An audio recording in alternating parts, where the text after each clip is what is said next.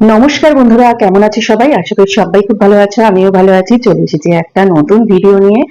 আর ভিডিওটা আমি কিন্তু সেই যে শাশুড়ি মৃতদেহ বিক্রি করে খাওয়া যে বড় ব্লগার তাকে নিয়ে করতে আসিনি, একদম অন্য একটা কন্টেন্ট আমি আজকে নিয়ে এসেছি। অবশ্যই এই কন্টেন্টটাও কিন্তু ফেসবুকে ভীষণভাবে ভাইরাল হচ্ছে। 2 দিন 3 দিন আগে থেকে শুরু হয়েছে, এখনো কিন্তু ফেসবুকে এনাকে নিয়ে নানান রকম পোস্ট আমি দেখতে পাচ্ছি। তো আমার মনে হলো চলো এই নিয়েও আমি দুটো কথা বলি। তো সেই কন্টেন্ট হচ্ছে কাকে নিয়ে, সেটা হচ্ছে সোহিনী গাঙ্গুলি। আমরা বেশ কয়েক মাস আগে আমরা দেখেছিলাম ইনি কি করেছিলেন। ইনি গর্ভাবস্থায় তার গর্ভে জগন্নাথ দেবের মূর্তি মানে ছবি এঁকেছিল, আর তারপরে ওনার বাচ্চাটা কিন্তু ওনার গর্ভেই মারা গেছিল। এবং তারপরে তো ওনাকে নিয়ে অনেক রকম অনেক সমালোচনা হয়েছিল। নানান জন নানান রকম তাদের যুক্তি দিয়েছে। এইবার যে ব্যাপারটা হয়েছে তার একটা ইন্টারভিউ হয়েছে, সামনে এসছে, এবং সেই ইন্টারভিউয়ে উনি মারাত্মক কটা কথা বলেছে। সেই মারাত্মক কটা কথা বলার জন্য কিন্তু এখন ফেসবুকে রীতিমতন এনাকে নিয়ে চর্চা চলছে এবং ফেসবুকে বলা চলে যে আগুন জ্বলছে। তো সেই কথাটা কি কথা? সেই কথাটা হচ্ছে যে উনি যে ওনার গর্ভে যে বাচ্চা এসেছিল সেই বাচ্চা ভীষণ পুণ্যাত্মা, ভীষণ একটা কি বলবো, উনিও ভীষণ পুণ্য করেছিল। ওনার গর্ভটাও ভীষণ পুণ্য করার ফলে ওনার গর্ভে ওই একটা পুণ্যাত্মা এসেছিল। আর তার জন্যই হচ্ছে তাদের মধ্যে এতটা বন্ডিং, এতটা ভালোবাসা ছিল, তারা মানে সেই পুণ্য আত্মা তাকে ছেড়ে চলে গেছে। আর বাকি যে যারা বাচ্চারা বেঁচে আছে, যারা ভূমিষ্ঠ হয়েছে, সুস্থভাবে ভূমিষ্ঠ হয়েছে এবং বাচ্চারা বেঁচে আছে, তারা কেউ পাপী, তারা মানে সবাই পাপী, তারা কেউ পুণ্যাত্মা নয় বা তারা কেউ পুণ্য করেনি। সেসব বাচ্চারা কেউ পুণ্য করেনি, তারা সবাই পাপী। এবং তাদের মারা বা মাদের গর্ভ এটাও হচ্ছে পাপের গর্ভ। এটাই উনি ওনার বক্তব্যের মাধ্যমে বলতে চেয়েছেন। তো এটা নিয়ে প্রত্যেকের কিন্তু যারা মা তাদের প্রত্যেকের খারাপ লেগেছে। অবশ্যই এটা খারাপ লাগার মতনই কথা, এটা ধিক্কার জানানোর মতনই কথা। ওনার সঙ্গে যেই ব্যাপারটা ঘটেছে সেইটাতে কিন্তু মানে কি বলবো, প্রত্যেকেই কিন্তু সহানুভূতি জানিয়েছে। জানিয়ে রাখার পরে প্রত্যেকেই কিন্তু বলছে যে ওনার মানসিক ট্রিটমেন্টের অবশ্যই দরকার। না হলে কোনো নারী, কোনো মহিলা যে কিছুদিন আগে তার সন্তানকে হারিয়েছে, ভ্রূণে মানে গর্ভেই তার সন্তান মারা গেছে, ভূমিষ্ঠ তার সন্তান জীবিত অবস্থায় ভূমিষ্ঠ হয়নি, সেই নারী কি করে অন্য সন্তান যারা সুস্থভাবে জন্ম নিয়েছে এবং তারা বড় হচ্ছে তাদেরকে কি করে পাপই বলতে পারে? আর সেই সব মায়েদের কি করে, মায়েদের গর্ভটাকে কি করে পাপের গর্ভ বলতে পারে? হ্যাঁ, তো তো সেইখানে আমারও বক্তব্য হচ্ছে যে উনি নিজে হচ্ছে ভীষণ, আমার যেটা মনে হয়েছে, নিজে ভীষণ গিল্টি ফিল করে যে ওনার কিছু দোষের কারণে বা ওনার যেসব কাজগুলো যেগুলো ওই মানে কি বলবো প্রেগনেন্সি টাইমে ওনার করা উচিত ছিল না, উনি সেইগুলো করেছে এবং করার ফলে আজকে ওনার বাচ্চাটা এইরকম করে গর্ভের মধ্যেই মারা গেছে। উনি সেটা ভালো করেই জানে এবং এই কারণে উনি গিল্টি ফিল করে। আর সেই কারণে সেই জিনিসটা সবার সামনে স্বীকার করতে উনি ভয় পায়। আর তার জন্যই সেটাকে ধামা চাপা দেওয়ার জন্য উনি এইরকম একটা যুক্তি সবার সামনে নিয়ে এসেছে যে উনি যে বাচ্চাটাকে মৃত প্রসব করেছে সেই বাচ্চাটা হচ্ছে ভীষণ পুণ্যাত্মা বাচ্চা, আর ওনার গর্ভ হচ্ছে ভীষণ পুণ্যের একটা গর্ভ। উনি যে গর্ভটার মাধ্যমে ওইরকম পুণ্যাত্মা বাচ্চাটাকে জন্ম দিয়েছে। তো জানি না উনি কোথা থেকে এই জিনিসটা শুনেছে বা ওর মাথায় কেউ এই জিনিসটা ঢুকিয়েছে, হয়তো ওকে সান্ত্বনা দেওয়ার জন্য এই জিনিসটা কেউ ওর মাথায় ঢুকিয়েছে। এই কথাটা বলতে বলতে তার আগে কিছু কথা বলতে গিয়ে উনি কিন্তু কান্নায় ভেঙে পড়েছিল। তাহলে তুমি যদি জানো যে তোমার গর্ভটা ভীষণ পুণ্যের একটা গর্ভ, তোমার বাচ্চাও ভীষণ পুণ্যাত্মা একজন বাচ্চা, ভীষণ পুণ্য করেছিল, আর বাকি যারা সবাই পাপি ধাপি, মারাও পাপি, বাচ্চারাও পাপি, তো সেটা জানার পরেও তুমি ওরকম অঝরে কাঁদছিলে কেন? কথা বলতে গিয়ে তোমার শ্বাসরোধ হয়ে আসছিল কেন? কণ্ঠ একদম চেপে যাচ্ছিল কেন? তুমি কথা বলতে পারছিলে না কেন? তোমার কান্নাটা কেন ঠিকরে ঠিকরে বেরিয়ে আসছিল? কি কারণে? তোমার তো কষ্ট পাওয়ার কথা না, তোমার তো দুঃখ পাওয়ার কথা না। তুমি তো পুণ্যাত্মাকে জন্ম দিয়েছো, তোমার গর্ভ তো ভীষণ পুণ্য একটা মানে পুণ্য করেছো বলে ওইরকম একটা গর্ভ তোমার। তাহলে আচ্ছা, তুমি এর পরে ধরো যে বাচ্চাটা তুমি জন্ম দেবেই তো, আমি ঈশ্বরের কাছে চাইছি তুমি খুব তাড়াতাড়ি আরেকটি সন্তানের মা হও, খুব দরকার তোমার পক্ষে। তো সেই বাচ্চাটা সুস্থ সবল ভাবে যখন পৃথিবীতে আসবে, তখন কি সেই বাচ্চাটা একটা পুণ্যাত্মা বাচ্চা হবে না? সেই বাচ্চাটা কি কোনো পাপী ঘাতী বাচ্চা হবে? বা ওই টাইমে তোমার গর্ভটা কি কোনো পুণ্যাত্মা গর্ভ হবে না? তখন কি তুমি পাপী মা হয়ে যাবে, যে তুমি একটা পাপী বাচ্চাকে জন্ম দিয়েছো?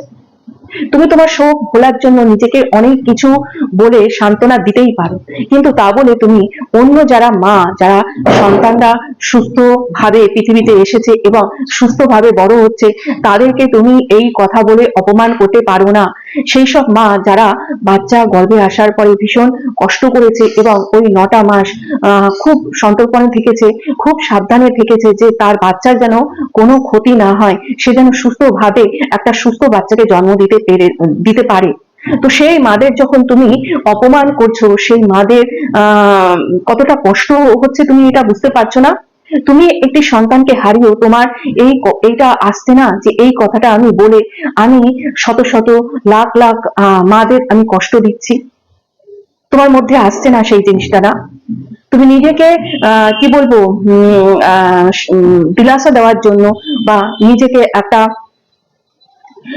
সান্ত্বনা দেওয়ার জন্য তুমি অন্য মাদের তুমি এইভাবে অপমান করতে পারো না, আর অন্য বাচ্চাদেরও তুমি এই রকম কোনো কথা বলতে পারো না যে তারা পুণ্যাত্মা বা তারা নয়, বা তারা পাপী বাচ্চা বা পাপী আত্মা নিয়ে জন্মেছে। কোনো মতেই তুমি এটা বলতে পারো না। তুমি কোনো প্রমাণ দেখাতে পারবে যে তোমার গর্ভটা হচ্ছে একটা পূর্ণ গর্ভ, যেটা তুমি একজন পুণ্যাত্মাকে জন্ম দিয়েছো? তুমি কোনো প্রমাণ দিতে পারবে? যদি তুমি প্রমাণ দিতে না পারো, তাহলে তুমি এই কথা বলতেও মানে পারবে না, তোমার কোনো অধিকার নেই। আমার তো মনে হয় তুমি তোমার গর্ভাবস্থায় যেই কাণ্ডটা করেছো, তোমার গর্ভটাকে বিক্রি করেছো, তোমার না হওয়া বাচ্চাটাকে বিক্রি করেছো, তোমার ভ্রূণটাকে বিক্রি করেছো। সেই কারণে উপরে বসে ভগবান দেখেছে যে তুমি তোমার না হওয়া বাচ্চাটাকে কিভাবে বিক্রি করেছো। হয়তো সেই কারণে সেই বাচ্চাটাকে ভগবান নিজের কাছে নিয়ে নিয়েছে যে না, এই বাচ্চাটা জন্মালো, জন্ম থেকে এই বাচ্চাটাকে বিক্রি করবে তার হবু মা, তাহলে এই বাচ্চাটাকে এখানে দিয়ে দেওয়া যাবে না, এই বাচ্চাটার অবস্থা খুব খারাপ হবে, এই বাচ্চাটাকে এখানে দেওয়া যাবে না। এটাও তো হতে পারে, তাই না? এটাও তো হতে পারে, বলছি না যে এটাই হয়েছে, কিন্তু এটাও তো হতে পারে। এই কথাটা যদি তুমি শোনো, তোমার কষ্ট তো লাগবেই, তাই না? কষ্ট তো লাগবেই। তাহলে তুমি নিজের কষ্ট ভোলার জন্য অন্য মায়েদের কি করে তুমি অপমান করো? তোমার এত সাহস কি করে হয় যে তুমি অন্য মাদের অপমান করো? তোমার সঙ্গে একটা ট্র্যাজেডি ঘটেছে, তোমার সঙ্গে একটা দুর্ঘটনা ঘটেছে, তোমার সঙ্গে যেটা ঘটেছে সেটা সত্যিই দুঃখজনক। সেটা থেকে বেরিয়ে আসার চেষ্টা করতে হবে, এবং সেগুলো তোমার বাড়ির লোককে সাথে নিয়ে চেষ্টা করতে হবে। তোমার দরকার হয়, তোমার কথাবার্তা শুনে এমন মনে হচ্ছে তোমার ট্রিটমেন্টের দরকার, তোমার সাইকিয়াট্রিস্টের কাছে যাওয়া দরকার, তোমার কাউন্সিলিং এর দরকার। তুমি সেইগুলো করো এবং সুস্থ হও। সুস্থ হয়ে তুমি আবার চেষ্টা করো এবং একটি সুস্থ সবল সন্তানের জন্ম দাও। এটাই আমরা সবাই চাইবো, আমরা যারা মা, আমরা প্রত্যেকে এটাই চাইবো। যেমন যেমন আমরা সুস্থ সবল সন্তান জন্ম দিয়েছি আর সেই সন্তানকে কষ্ট করে বড় করছি, আমরাও চাইবো তুমি সেই রকম কষ্ট করো, কষ্ট করে একটা সুস্থ সবল সন্তান জন্ম দাও আর তাকে কষ্ট করে বড় করো। তারপরে দেখবে যে কি কষ্টটা, কি কষ্টটা।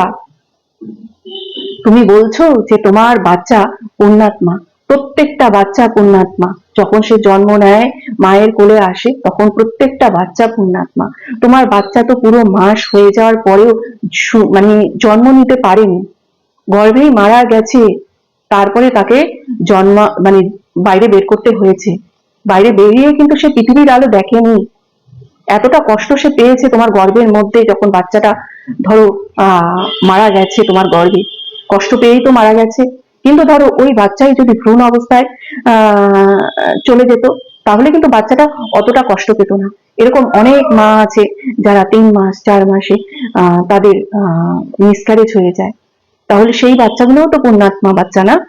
তারা তো আরো বেশি পুণ্যাত্মা, কেননা তারা ওই যে কষ্টটা, ওই কষ্টটাই তো করেনি। তোমার বাচ্চাটা যে কষ্ট করেছে সেই কষ্টটাও তো ওই ভ্রূণরা করে না। তারা তো আরো বেশি পুণ্যাত্মা। তুমি এই কথাগুলো কি করে বলছো? নিজেকে সান্ত্বনা দেওয়ার জন্য তুমি এই কথাগুলো কি করে বলছো? অবাক হয়ে যাচ্ছি। আর একে নিয়ে কেন এই যে যারা ইন্টারভিউ নিতে যায় তাদের এত বাড়াবাড়ি কেন আমি ভেবে পাই না। এরকম তো আরো অনেকের হয়, আরো অনেক মায়ের বাচ্চা জন্ম দিয়ে বাচ্চা মারা যায়, জন্ম দিতে গিয়ে বাচ্চা মারা যায়। তো পুণ্যাত্মা বাচ্চা তুমি কাদেরকে বলবে? যেই মা বাচ্চা জন্ম দিতে গিয়ে মারা যায়, সেই বাচ্চা যখন মায়ের বুকের উপরে শুয়ে দেওয়া হয় বাচ্চাকে, সেই বাচ্চা যখন কেঁদে উঠে মায়ের বুকের উপরে শুয়ে, তখন সেই মরা মায়ের ধরে প্রাণ আসে, হার্ট বিট আবার নতুন করে চালু হয়, সেই বাচ্চাকে বলতে হবে পুণ্যাত্মা বাচ্চা। সেই বাচ্চা তার মরা মায়ের প্রাণ আবার ফিরিয়ে নিয়ে আসে, সে হচ্ছে পুণ্যাত্মা বাচ্চা, তার মাকে আবার পৃথিবীতে ফিরিয়ে নিয়ে এসছে। কিছু মানে আমরা কয়েক বছর আগে দেখিনি, বাচ্চা জন্ম দিতে গিয়ে হার্টবিট বন্ধ হয়ে গেছিল, বাচ্চাকে যখন মায়ের বুকের উপরে শুয়ে দিয়েছে, বাচ্চা যখন কেঁদে উঠেছে, তখন সেই মায়ের হার্টবিট আবার ফিরে এসেছে, আমরা দেখেছি না? সেই বাচ্চা হচ্ছে পুণ্যাত্মা বাচ্চা। আমি তো বলবো প্রত্যেকটা বাচ্চাই পুণ্যাত্মা বাচ্চা, কোনো বাচ্চা কোনো পাপী বাচ্চা নয়। হ্যাঁ, কি করে এরকম কথা তুমি বলো? বলতে গিয়ে তোমার এতটুকু বুক কাঁপলো না? বলে খুব শান্তি পেয়েছো? প্রত্যেকটা মাকে যে তুমি অপমান করলে, কষ্ট দিলে, শান্তি পেয়েছো তুমি? এদিকে দেখো, প্রত্যেকটা মা কিন্তু চাইছে তুমি আবার মা হও, প্রত্যেকটা মা চাইছে। তা তুমি যদি পূর্ণ গর্ভ, তোমার মানে গর্ভ যদি পূর্ণ গর্ভ হয়, তোমার বাচ্চা যদি পুণ্যাত্মা বাচ্চা হয়, তাহলে তোমার এত কষ্ট কেন? তুমি কোথায় ঘুরতে যাচ্ছ, সেখানে তোমার বাচ্চাকে খোলা চিঠি লিখছো, এটা দেখলাম ওটা দেখলাম, এই সেই নানান কিছু করে খোলা চিঠি লিখছো। কেন করছো এগুলো? কেন করছো? তোমার নিজের মধ্যে রাখো, সেটা আমাদেরকে কেন দেখাচ্ছ? আমরা কি দেখতে চেয়েছি তোমার সেই খোলা চিঠি? আমরা তো দেখতে চাইনি। তাহলে কেন? নিজে ভুলতে পারছো না, নিজের জিনিস নিজে গিলটি ফিল করছো, তুমি একবার ভুলতে পারছো না, নিজে যে গিলটি, সেই জিনিসটা তুমি ভুলতে পারছো না, তুমি নিজে স্বীকার করো তুমি যে ভুল করেছো। ওই খোলা চিঠি বাচ্চার সম্বন্ধে খোলা চিঠি না লিখে একটা কাজ করো, নিজে যে ভুলটা করেছো, নিজে যে গিলটি, সেটা খোলা চিঠি তুমি তোমার কমিউনিটি পোস্টে লিখে দাও, তাহলে দেখবে তোমার ভেতরে যেটা আছে সেটা বেরিয়ে যাবে, আর তুমি এই জিনিসগুলো আর করবে না। আর পারলে একটা প্রশ্ন আছে, কৃষ্ণ রামও তো মানুষ রূপেই জন্মেছিল, রামকৃষ্ণদেব, তারপরে হচ্ছে কি বলবো, নেতাজি সুভাষচন্দ্র বোস, স্বামী বিবেকানন্দ, এরা কি ছিল? এরা কি সব পাপী আত্মা ছিল? এরা কি কেউ পুণ্যাত্মা ছিল না? কি বলতে চায়? যখন কথাগুলো বলেছে তখন এদের কথা মাথা থেকে চলে গেছিল? হ্যাঁ, এরাও তো জন্মে কেউ মারা যায়নি, এরা তো সুস্থ সবল জন্মেছে। তাহলে এরা কি কি ছিল? আব্দুল কালাম, হ্যাঁ, কি বলতে চাইছে? জানি না এর মাথায় কে এই সমস্ত ঢুকিয়েছে। একটু কাউন্সিলিং করাও, একটু ডাক্তার দেখাও, আর রেস্ট নাও। তো টাটা বন্ধুরা, ভালো থেকো, সুস্থ থেকো, টাটা।